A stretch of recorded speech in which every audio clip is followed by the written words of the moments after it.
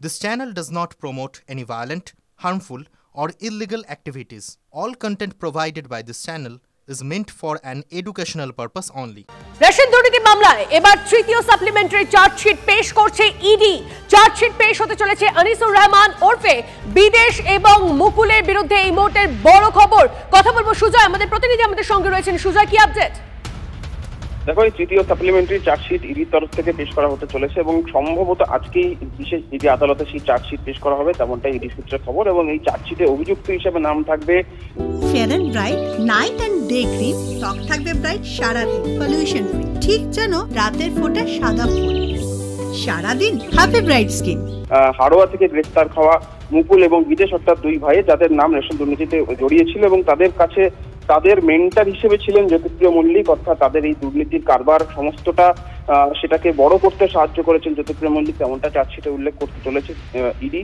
একসঙ্গে জ্যোতিপ্রিয় মল্লিকের এই যে দুর্নীতির ভাগের টাকা, সেটাও তাদের কাছে পার্ক করা ছিল বা তাদের কাছে রাখা ছিল এবং সেটা বেশ কয়েক কোটি টাকা, 20 কোটি টাকার বেশি, তেমনটাও চার্জশিটে ইডি উল্লেখ রাখতে চলেছে। ফলে এই তৃতীয় সাপ্লিমেন্টারি চার্জশিট আজকে বিশেষ ইডি আদালতে দাখিল হবে এবং তার পাশে তার জেরে যেহেতু এদেরকে গ্রেফতারের মেয়াদ ইতিমধ্যেই প্রায় 60 দিন পূরণ হতে চলেছে, তাই নির্ধারিত সময়ের মধ্যেই আজকে ইডি চার্জশিট পেশ করতে চলেছে। 100 পাতারও বেশি এই চার্জশিট থাকবে, তেমনটাই সূত্র মারফত খবর। এবং এই চার্জশিটের সাক্ষী হিসেবে খাদ্য দপ্তরের বেশ কয়েকজন অফিসার এবং এই যে এই দুই অভিযুক্তের যে 5টি সংস্থা, মূলত সেই 5টি সংস্থার নামও এই চার্জশিটে নাম থাকতে চলেছে, তেমনটাই আমরা ইডি মারফত জানতে পারছি। নজর রাখো সুজয়, ধন্যবাদ।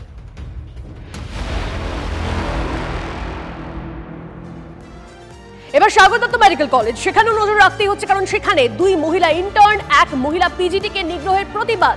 কর্মবিরতিতে জুনিয়র চিকিৎসকেরা নিরাপত্তা সুনিশ্চিত না হওয়া পর্যন্ত আন্দোলন চলবে জানিয়েছেন জুনিয়র ডাক্তাররা। রাজ্য সরকারের আশ্বাসই সার, ফের হাসপাতালে তাণ্ডবের ঘটনা। পুলিশের সামনেই মারধর, আরজিকর করে দেওয়ার হুমকির অভিযোগ। হাসপাতালে নতুন পুলিশ ফাঁড়ি হলেও পুলিশের কোনো সক্রিয়তা নেই, অভিযোগ জুনিয়র চিকিৎসকদের। সবার পরিবারে, সবার মা বাবা সবাই খুবই চিন্তিত যে ডিউটিতে গিয়ে যে কোনো দিন যার সাথে যা কিছু হয়ে যেতে পারে, এই ভয়ে একজন মেয়ে বাড়ি থেকে বেরোচ্ছে, ডিউটিতে যাচ্ছে, হসপিটালে গিয়ে তারপরে তার সাথে কি হতে পারে সে চিন্তায় তাদের আর রাতের ঘুম আসছে না। বেসিক যেগুলো বলা হচ্ছিল যে আমাদের আস্তে আস্তে দেওয়া হবে, সেগুলো আমরা ভেবেছিলাম সেগুলো দেওয়া শুধু না, সেগুলো এফেক্টিভ হবে, কিন্তু এফেক্টিভ আমরা কালকের ইনসিডেন্টের পরে দেখলাম যে সেটা একদমই এফেক্টিভ নয়। আমরা আমাদের কারিকুলামের মধ্যে পড়াশোনা করেছি আমরা যাতে কীভাবে রুগীকে ট্রিটমেন্ট দেওয়া যায়, কিন্তু এখন ডাক্তারি করতে গিয়ে আমরা যেটা ফেস করছি যে কিভাবে আত্মরক্ষা করতে হবে, কিভাবে পেশেন্ট পার্টি থেকে বাঁচতে হবে, কিভাবে যদি কেউ যা কিছু চাইলে করে দিতে পারে। নিরাপত্তা কবে পাবো আর কত মার খাবো, এমনই স্লোগান দিয়ে কর্মবিরতি করে প্রতিবাদ জানাচ্ছেন ডাক্তাররা, জুনিয়র ডাক্তাররা। সাগর দত্তের যে ঘটনা কালকে ঘটলো, তা একবার নজর দিয়ে আরেকবার নজরে পড়িয়ে দিল প্রশাসনকে যে কতটা নিরাপত্তায় ফাঁক রয়েছে।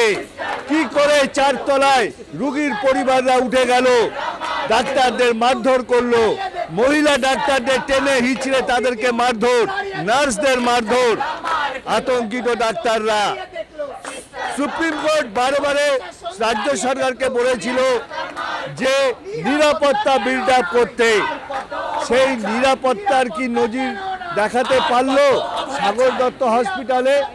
গতকালের ঘটনা কি আবার সেই তিলোত্তমার ঘটনার কথা মনে করিয়ে দিল? সাগর দত্ত থেকে বিশ্বজিতের সঙ্গে অনন্ত চট্টোপাধ্যায়, TV9 বাংলা।